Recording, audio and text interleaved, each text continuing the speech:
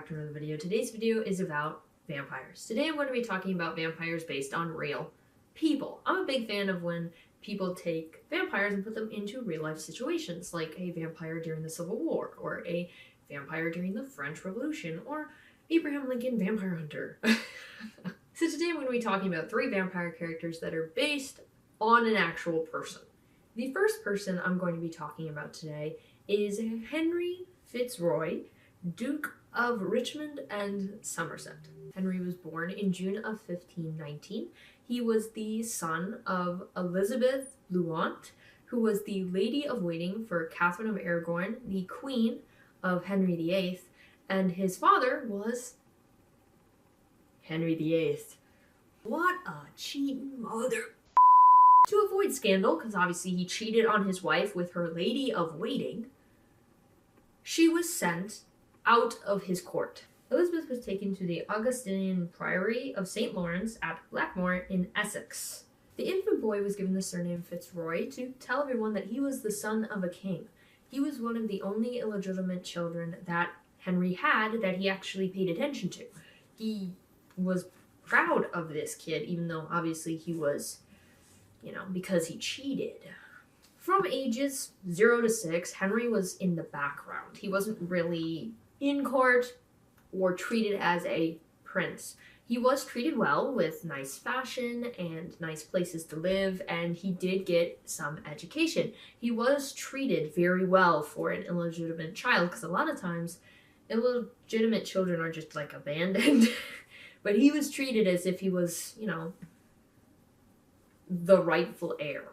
Henry's birth and christening were kept very quiet. I don't even think Henry VIII's court knew of Henry's existence until he arrived in 1525 at the age of 6. He arrived on June 18th, 1525 at Bridewell Palace on the western edge of the city of London, where honors were showered upon him. Henry Fitzroy knelt before his father, and as the patent was written, he was covered in the attire of a duke. When he rose to his feet, he was the Duke of Richmond. Being a duke was a very high honor. However, Henry VIII didn't want to stop at just one dukedom. No. He bestowed 2 different ones onto Henry, so instead of being Henry Fitzroy, Duke of Richmond, he was Henry Fitzroy, Duke of Richmond and Somerset. This was unprecedented. This had not been done before, and Henry VIII is like, I'm gonna put this all on a 6-year-old child. Yes! Now, most people knew Henry as Henry Fitzroy, Duke of Richmond. However, there was a lot of painstaking work to try and get it so it was equal weight. So he was both Duke of Richmond and Somerset of the same level. After this, there was a giant feast and party. He wanted to celebrate his 6-year-old son in the highest degree. It is not known whether his mother, Elizabeth Blount, was there. However, his stepfather was there.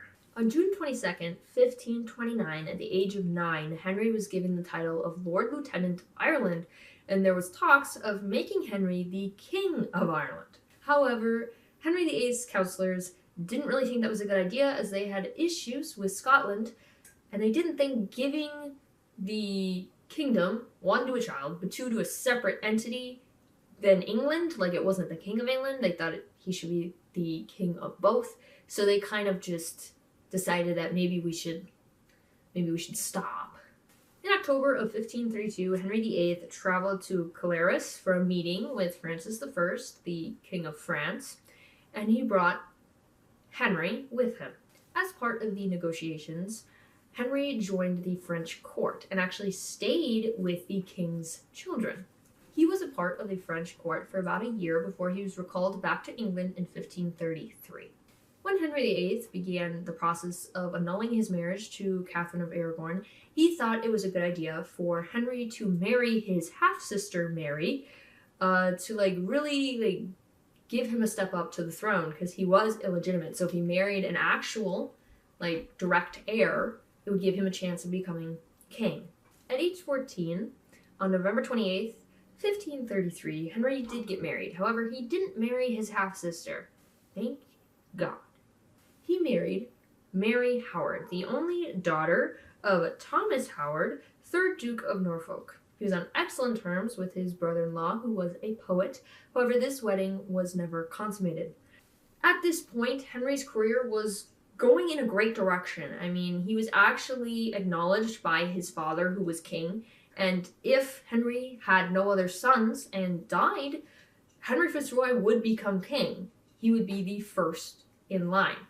However, in July of 1536, at the age of 17, Henry got sick. There aren't really any good records as to what he was sick with, but many believe it was consumption or something of the lungs. He was attending events in April and May before he got sick in July. However, he died pretty quickly after getting sick with whatever he was attacked by, and died at St. James Palace on July 23rd, 1536. His vampire counterpart is someone that I've talked about quite a bit in the past. This vampire is Henry Fitzroy from the series Blood Ties or the Vicki Nelson books. Now, in this universe, they don't talk a lot about Henry's past other than how he became a vampire. Henry became a vampire at the age of 17, which is when his real-life counterpart died. Henry met Christina at court and fell in love with her and asked to be turned into a vampire. So when he was turned, he had to leave his human life behind, pretending he was dead, which tuberculosis/consumption was, very connected to vampirism. Outbreaks of consumption was thought that people were actually either vampires or being attacked by vampires, so it's not a far stretch.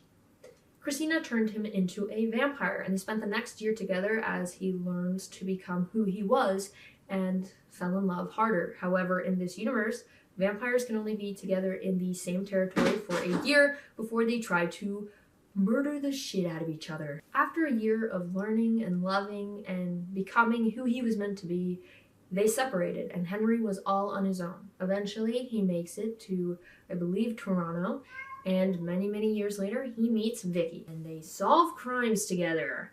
Yeah. He does become a comic book artist where he talks about his vampirism, and he's not very, I would say, sad about it. He is very proud of his vampirism. He's not a vampire who wants to be human. He has embraced it fully. And the actor who plays him in the show is not 17, and they don't look alike in the slightest. But it's kind of cool to be the real Henry Fitzroy died at 17 due to consumption. The fictional Henry Fitzroy became a vampire at the same age, so it's connected. Next up is Nikola Tesla. Nikola Tesla was born on July 10th, 1856 in the village of Simlajan in the military frontier of the Austrian Empire, better known today as Croatia. His father, Milutin, was a priest in the Eastern Orthodox Church. Tesla's mother, Georgina, never really had any proper schooling, which is not surprising. However, she was really good at making homecraft tools and machinery. She also had really good memory, memorizing Siberian epic poems. Tesla contributes his eidetic memory to his mother's influence and genetics. In 1870, Tesla moved to Karlovac, where he went to high school. This high school was taught in German, which was very common during this time in this area. Nikola later wrote that he became fascinated by the physics professor's demonstrations of electricity. The mysterious phenomenon made him interested in learning about this wonderful force. It fascinated him to no end.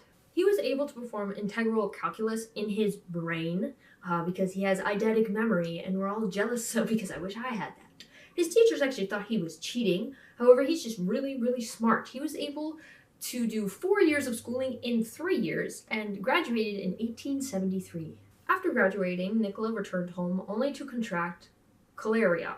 He actually was in and out of dying, and he was sick for 9 months, just bedridden. He could have actually just kicked the bucket. His father, who wanted him to become a priest like he was, realized that his son might actually not make it, and he told his son that if he survived this illness, he would allow him to go to the best engineering school he could. A year later, Tesla was doing great and probably very excited that his father said that. He enrolled in the Imperial Royal Technical College in Graz in 1875 on military frontier scholarship. Tesla passed 9 exams when really you only needed to pass 2, so thanks for showing everyone how smart you are. His father received a letter from the dean saying that Tesla was a star. He was just so damn smart. Nikola was fascinated by the electricity seminars at this college, however, he wasn't doing very well in school. By his 3rd year, he was failing and left the college in 1878 without getting a degree. A lot of biographers believe that this happened because he wasn't studying and was womanizing. Good job, dude. But he didn't give up his love of electricity. He gained practical experience in the early 1880s working for the Telephony and Continental Edison Company, which is wild. In 1884, he immigrated to the United States and became a natural citizen. He worked for a short time at the Edison Machine Works before heading out on his own. With the help of partners and people to finance his ideas, he was able to create what he always wanted to do, his own technology. His AC induction motor and related polyphase AC patents, licensed by Westinghouse Electric in 1888, earned him a considerable amount of money and became the cornerstone of the polyphase system which Westinghouse marketed. Nikola conducted a range of experiments, from oscillators and generators, electrical discharge tubes, and early X-ray imaging, among other things. He built a wirelessly motored boat, the first of its kind ever. Nikola became a very well-known inventor and liked to show off a little bit to celebrities and other scientists in his area. In 1893, he announced the possibility of wireless communication with his devices. He tried to put these ideas to practical use, however, he ran out of funds before he could finish what he started. Nikola experimented with a variety of different inventions in the 1910s and the 1920s. Having spent most of his money, he started living hotel to hotel and wasn't doing very well financially. He died at the age of 86 of heart failure in New York City in 1943. Instead of the last vampire we talked about being a direct correlation to when their actual counterpart died, this one is very different. This would be an alternate reality, Nikola Tesla. Nikola Tesla was a vampire in the show The Sanctuary. Nikola became a friend and admirer of Helen Magnus, who was studying abnormals. In the Sanctuary universe, abnormals are the supernatural. He joined a group later known as the Five. The Five consisted of 5 scientists and educationals and people who wanted to change the world. Their shared curiosity drove them to research sanguine vampiris, vampire blood, because at that time it was thought that it had great properties, and they wanted to know what would happen if, let's say, you injected it into a person. While all 5 members were very interested to see what would happen if they injected themselves with the blood, none of them were dumb enough to be like, let's just inject untested, really old, ancient vampire blood into our bodies and see what happens. So they decided to make a more tamed down serum of the blood that would hopefully be safer. During the creation of the serum, the 5 almost became the 6 when another member, known as Adam Worth, wanted to join. However, he was quite twisted and didn't have the best intentions. His admission, however, was rejected by Nikola and the other members, including Helen, John Druitt, James Watson, and Nigel Griffin. In the spring of 1886, when Tesla was only 29 years old, they decided that it was finally time to test the serum. Since it was Helen's idea, she decided that she would be injected first, even though they didn't know the side effects or what would happen to her. She injected herself, and at first it hurt quite a lot. However, the pain subsided and she was fine. Seeing that she survived, the others decided, let's do it too. However, when injected with this serum that they created, it wasn't the same for each person. The abilities that they received were different for each one of them. According to Nikola, everyone chose to be different. However, Griffin, Watson, and Druitt did it for greed, power. However, Helen did it for science and learning and exploring and like an actual like good place, and he admired her for that. While the rest of the group acquired very special abilities, Nicola was a little different. They didn't realize it at the time. However, it is revealed that one of Nicola's ancestors was a vampire, which means that Nicola was part vampire. So when they injected the blood into him, it awoke the vampire genes inside of his body and made him into a vampire. As well as getting the abilities to control electricity at will, like shoot it out of his hands, which is kind of funny because obviously he's Nikola Tesla. He shoots electricity out of his hands. He also has the basic vampire abilities: super strength, super speed, heightened senses. He also has really sharp claws, really sharp teeth.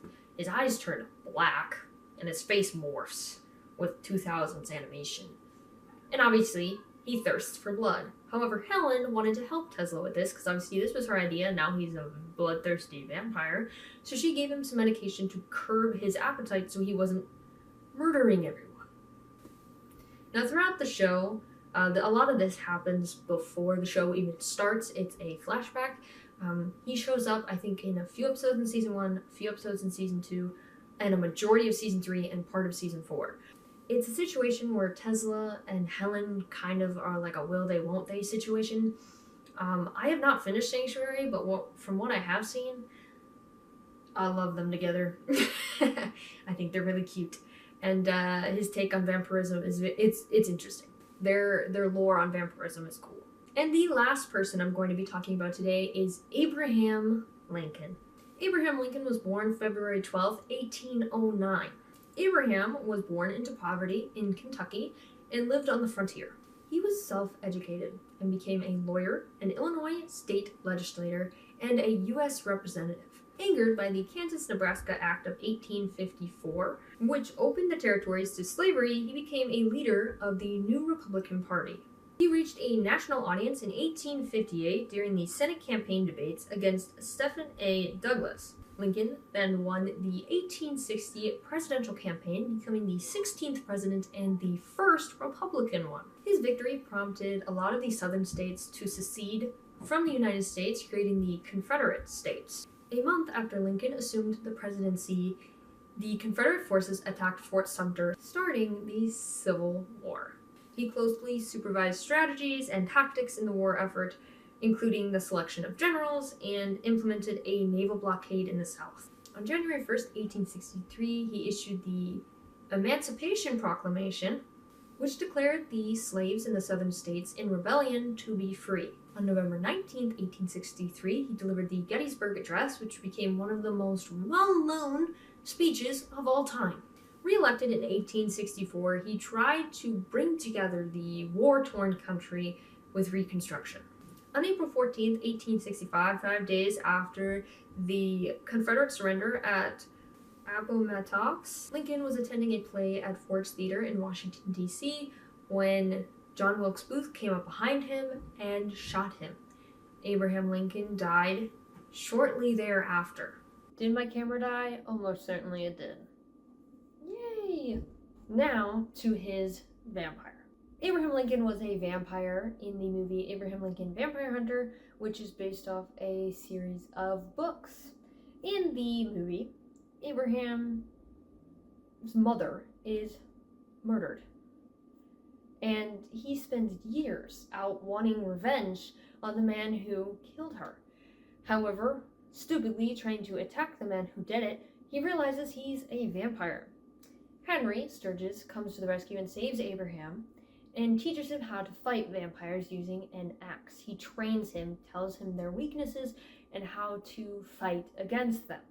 It then turns into like a vendetta against every vampire that's ever existed. Henry starts sending Abraham letters of known vampires, and then Abraham goes out and kills them while he has a day job. Now, while he is doing this, he eventually meets Mary Todd. Henry tells him that he cannot have any close connections. This is a very dangerous job he's doing, and doing that is bad. However, Abraham doesn't listen. Abraham falls in love with Mary Todd and eventually marries her. He then, while killing vampires, gets into politics and eventually becomes president. His killing of vampires slows down as he becomes president. He does eventually realize that Henry is a vampire himself. They get over it though. He's like, you're a vampire, you lied to me. And he's like, nah, I hate vampires too, dude. We want to kill the same guy. They're all led by this dude who sucks, so let's end him. So the entire movie, even after Abraham becomes president, he is trying to end the Civil War, which involves vampires. The South is run by vampires, and he has to try and defeat them. And obviously, their weakness is silver, so he's like telling his men to make silver bullets and collecting spoons and stuff, and they're trying to fight against one another. So it's a mix of vampires and the Civil War. And some of the events that are in the movie did actually happen in real life, like Abraham losing his son, though it wasn't to a vampire, it was just something entirely different. And at the very end of the movie, Abraham goes to the theater, and we all know how that ends. Now, if we were just basing it off the movie, he's not a vampire. However, the Abraham Lincoln Vampire Hunter Book 1 has a Book 2. And in Book 2, Henry turns Abraham Lincoln into a vampire. And when Abraham wakes up, he is very distraught. He is not happy about this. He actually jumps out a window and burns himself alive, which is wild. Now, if I remember correctly, that's not actually his end. I believe that he does survive this and he does appear at the end of the book, but I don't remember very well because it has been a while since I've read it. But he did become a vampire for a very short amount of time, and then he tried to kill himself. Which, you know, if he's been ending vampires his entire life, I would understand not wanting to be one yourself. So, I get it. Alright guys, that is the end of the video. I really hope you enjoyed. I knew about these characters for quite a long time, and I think combining history and vampirism is just a very interesting thing to do, especially when you have real life events, because you can draw in real historical facts. And I think that's why I really like Abraham Lincoln Vampire Hunter, even though it isn't perfect. It's very entertaining and it combines those two things perfectly. All three of these characters are based on real life people. Henry, they connected it like to the instant. The real-life Henry died of consumption. The fictional Henry became a vampire at the exact same age, so his consumption turned him into a vampire in this book. With Nicola, it was basically like an alternate reality because in Sanctuary, Nicola becomes a vampire at 29. In real life, Nicola died at the age of 86. So they didn't like connect it to his death as they did with Henry. And Abraham Lincoln obviously was very different too. Technically they connected it to his death because he doesn't become a vampire until after he is shot at the theater when Henry involves himself. So that's kind of connected in that way, but obviously in the Vampire Hunter book and movie, his backstory has some truth in it, has some actual historical events, but then there's also a lot of like vampire stuff, which obviously didn't happen, but I do think it's very entertaining. I hope you guys enjoyed this video. If you think of any other fictional vampires who are based on real people, obviously there's Dracula, but he's so well known I could do an entire 10-part series on every version of Dracula, and that would be wild. But I wanted to do 3 characters that maybe not everyone knew about. So I hope you guys enjoyed this video. I'll be back again next week with another one. Alright guys, see you later.